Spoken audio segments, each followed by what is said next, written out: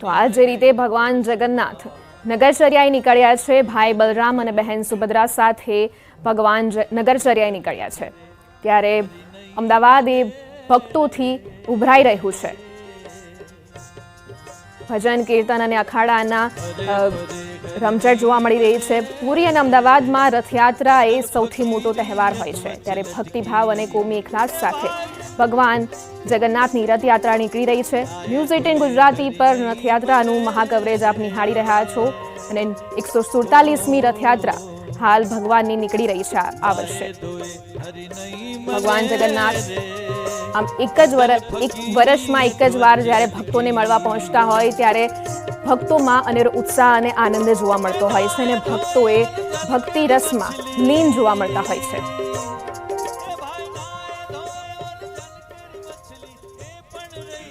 ભગવાન જગન્નાથની 147મી રથયાત્રા અને હાલ ભક્તોએ ભક્તિમાં લીન જોવા મળી રહ્યા છે અને અમદાવાદ એ ભક્તોના ઘોડાપુરથી ઉભરાઈ રહ્યું છે, જેમાં અખાડા અને લોકો વિવિધ કરતબો સાથે જોવા મળી રહ્યા છે।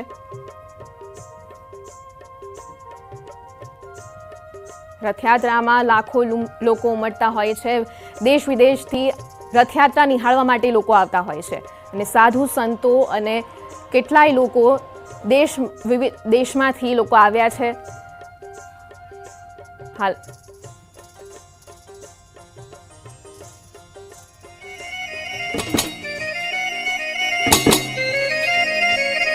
જય જય જય જગન્નાથ।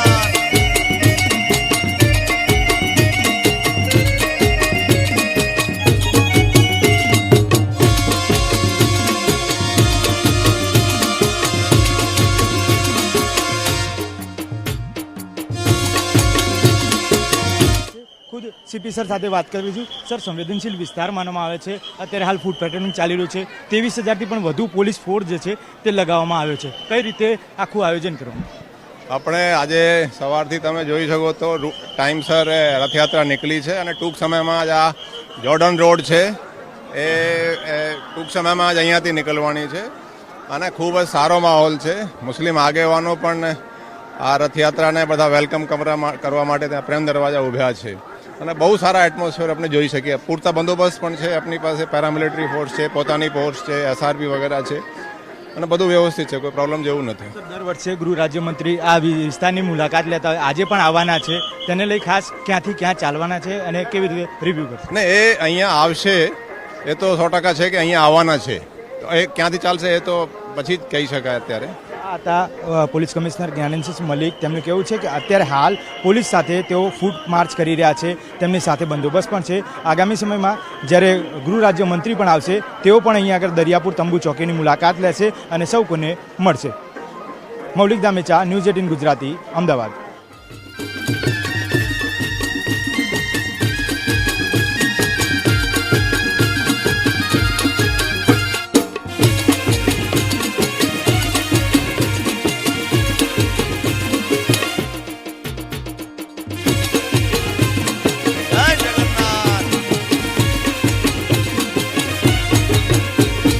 ચરણો પખાણે જ્યાં સાગર ગંભીર,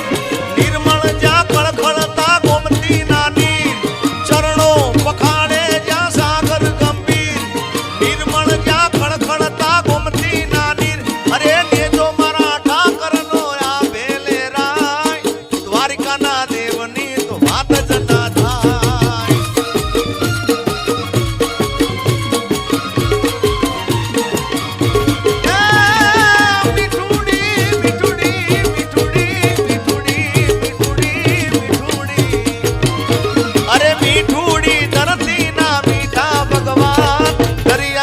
ફળિયામાં દીઠા મેશા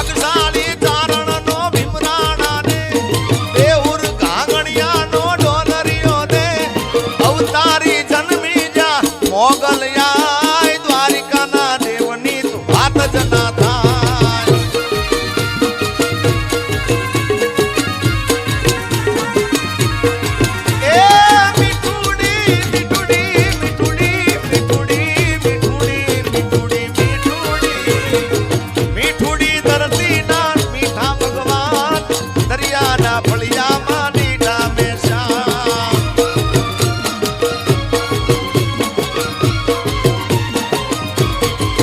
એ મારો ઓખો તો દુનિયાથી નોખો કહેવાય દ્વારિકાના મારા દ્વારિકાના દેવની તો વાત જ ના થાય એ મારા દ્વારિકાના દેવની તો વાત જ ના થાય એ મારા દ્વારિકાના દેવની તો વાત જ ના થાય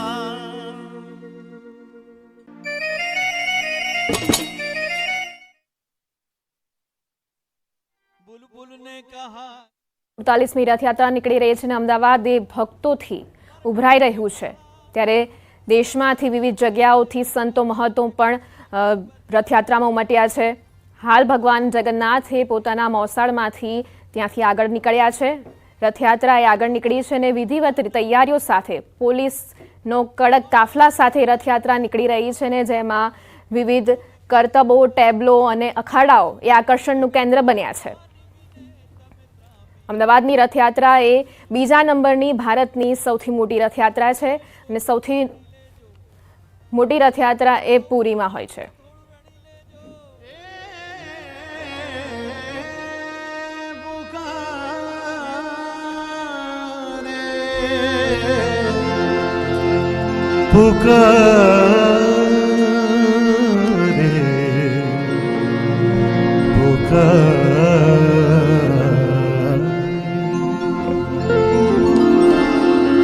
श्याम तेरी बंसी पुकारे राधा नाम श्याम तेरी बंसी पुकारे राधा नाम लोग करे मीरा को यूं ही बदनाम लोग करे मीरा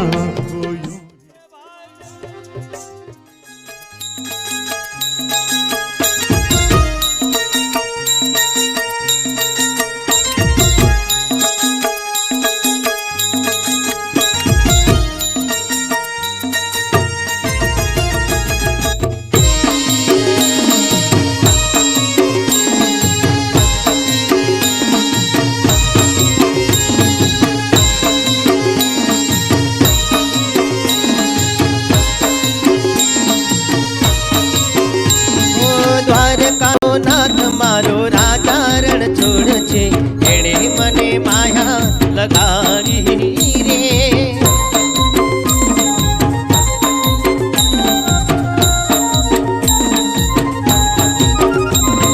દ્વારકાનો નાથ મારો રાજા રણ છોડ છે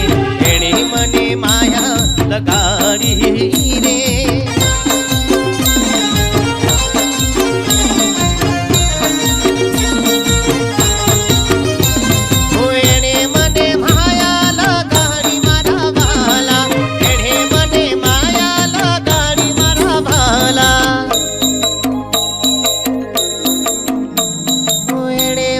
માયા લગાડી રે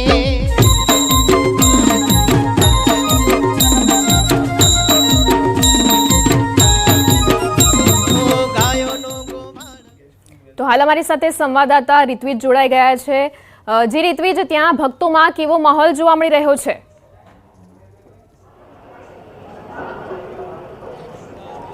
શ્રુતિ હાલ અમે જે શાહપુર રંગીલા ચોકી પાસે છીએ કે જ્યાં આપને દ્રશ્યમાં બતાવવા માંગીશ થોડી જ વારની અંદર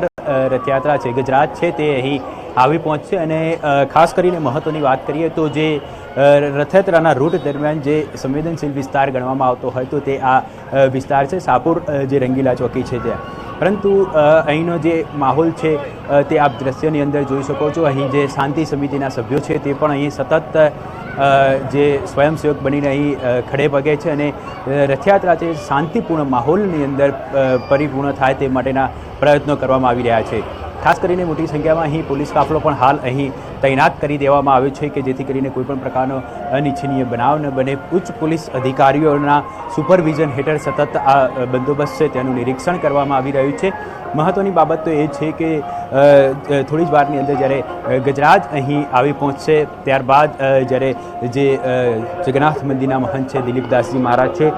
તે પણ અહીં આવી પહોંચશે ત્યારે અહીંના જે સ્થાનિક રહેવાસીઓ દ્વારા તેઓનું સ્વાગત કરવામાં આવશે અને એક શાંતિના દૂત તરીકે અહીં